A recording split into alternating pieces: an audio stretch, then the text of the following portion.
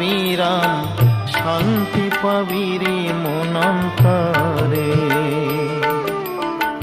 কৃষ্ণ মধুর নাম জপরে অবিরাম শান্তি পাবি রে মন অন্তরে।